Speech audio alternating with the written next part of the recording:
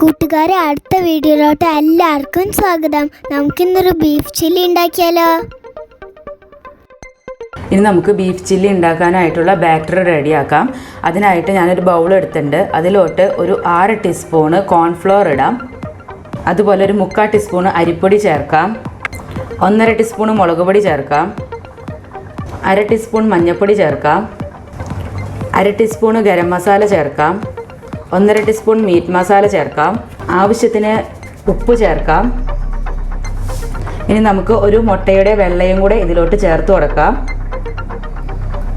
ഇനി നമ്മുടെ ഈ ബാറ്റർ റെഡിയാക്കാനായിട്ട് കുറേശ്ശെ വെള്ളം ചേർത്തിട്ട് നമുക്ക് ഇതിനെല്ലാം നല്ല പേസ്റ്റ് പരുവത്തിലാക്കി എടുക്കാം. നമ്മൾ അരിപ്പൊടി ഇതിൽ ചേർത്ത് എന്താ വെച്ചാൽ നമ്മുടെ ബീഫ് ചില്ലിക്ക് ഒരു ക്രിസ്പിനെസ് കിട്ടാൻ വേണ്ടിയിട്ടാണ്.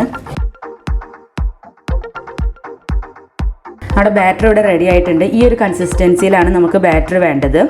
ഈ ബാറ്റർ നിങ്ങൾ ഉപ്പിടുമ്പോൾ സൂക്ഷിക്കണം. എന്താ വെച്ചാൽ നമ്മൾ ബീഫ് വേവിച്ചിട്ടല്ല ചെയ്യുന്നത്. അപ്പോൾ ബീഫിലോട്ടും കൂടെ വേണ്ടിയിട്ടുള്ള ഉപ്പ് നമ്മൾ ഇതിനകത്ത് ചേർക്കണം.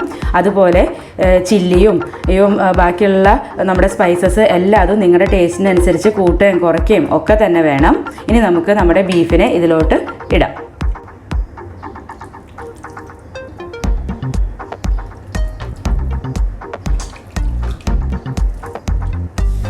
ഇനി നമുക്കിതിനെ നന്നായിട്ടങ്ങ് മിക്സ് ചെയ്ത് ചേർക്കാം. അതിനുശേഷം നമുക്ക് ഇതിനെ ഒരു അരമണിക്കൂറെങ്കിലും റെസ്റ്റ് ചെയ്യാൻ വയ്ക്കാം. ഇനി നമുക്ക് ഇതിലോട്ട് കുറച്ച് റെഡ് കളർ ചേർക്കാം. കളർ നിർബന്ധമുള്ള കാര്യമല്ല, ഞാൻ വീഡിയോ എടുക്കുന്നതുകൊണ്ട് മാത്രമാണ് കളർ ചേർത്തത്. നമ്മൾ ഇതെല്ലാം മിക്സ് ചെയ്തതിന് ശേഷം ഉപ്പ് നോക്കണം. നിങ്ങൾ ഉപ്പ് കുറവാണെന്നുണ്ടെങ്കിൽ ഉപ്പ് ചേർക്കണം. എനിക്കിവിടെ കുറച്ച് ഉപ്പ് കുറവാണ്, അതുകൊണ്ട് ഞാൻ ഉപ്പ് ചേർക്കുന്നുണ്ട്.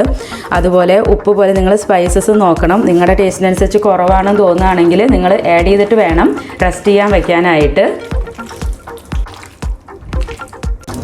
നിങ്ങൾക്ക് സോസിൻ്റെയൊക്കെ ടേസ്റ്റ് ഇഷ്ടമാണെങ്കിൽ ഇതിനകത്ത് ടൊമാറ്റോ കെച്ചപ്പ് ചേർക്കാം, സോയാ സോസ് ചേർക്കാം, ചില്ലി സോസ് ചേർക്കാം. ഞാനിപ്പോൾ അതൊന്നും ചേർക്കുന്നില്ല.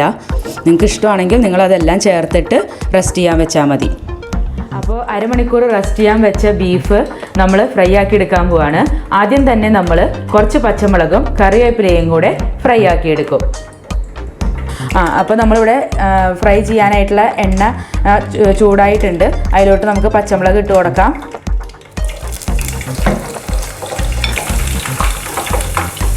പച്ചമുളക് ഫ്രൈ ആയിട്ടുണ്ട്. ഇനി നമുക്കത് എടുക്കാം. ഇനി നമുക്ക് അതേ എണ്ണയിലോട്ട് കറിവേപ്പില ഇട്ട് കൊടുക്കാം.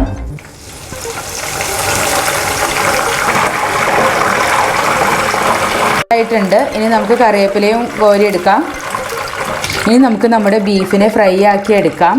നമ്മൾ കറിവേപ്പിൻ്റെ ഇലയും പച്ചമുളകും ഫ്രൈ ആക്കിയ അതേ എണ്ണയിലോട്ട് തന്നെയാണ് ബീഫും നമ്മൾ ഫ്രൈ ആക്കി എടുക്കുന്നത്. എന്താ വെച്ചാൽ നമ്മുടെ കറിവേപ്പിലയുടെയും പച്ചമുളകിൻ്റെയും ഒക്കെ ഒരു ഫ്ലേവർ ആ എണ്ണയ്ക്കകത്ത് ഉണ്ടാവും. അപ്പോൾ നമ്മുടെ ബീഫ് ചില്ലിക്ക് ടേസ്റ്റ് കൂടും. ഇനി നമുക്ക് നമ്മുടെ ബീഫിനെ ഇതുപോലെ 2-3 ട്രിപ്പായിട്ട് നന്നായി ഫ്രൈ ചെയ്തെടുക്കാം.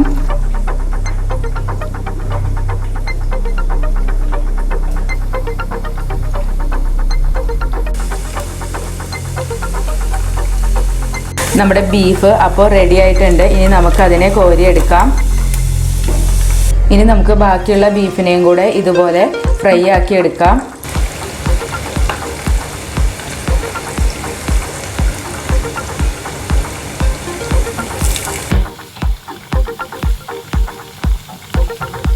ഇനി നമുക്ക് നമ്മൾ നേരത്തെ ഫ്രൈ ആക്കി വെച്ചിരിക്കുന്ന കറിവേപ്പിൻ്റെ ഇലയും പച്ചമുളകും കൂടിയിട്ട് ഒന്ന് ഗാർണിഷ് ചെയ്തിട്ട് സെർവ് ചെയ്യാം. ഞങ്ങളുടെ ഈ റെസിപ്പി നിങ്ങൾക്ക് ഇഷ്ടപ്പെടുകയാണെന്നുണ്ടെങ്കിൽ ഞങ്ങളുടെ ചാനൽ ലൈക്ക് ചെയ്യാനും സബ്സ്ക്രൈബ് ചെയ്യാനും ബെൽ ബട്ടൺ പ്രസ് ചെയ്യാനും മറക്കരുത്. നിങ്ങളിത് തീർച്ചയായിട്ടും ഒന്ന് ട്രൈ ചെയ്ത് നോക്കണം. നിങ്ങൾക്ക് എല്ലാവർക്കും ഇഷ്ടപ്പെടും.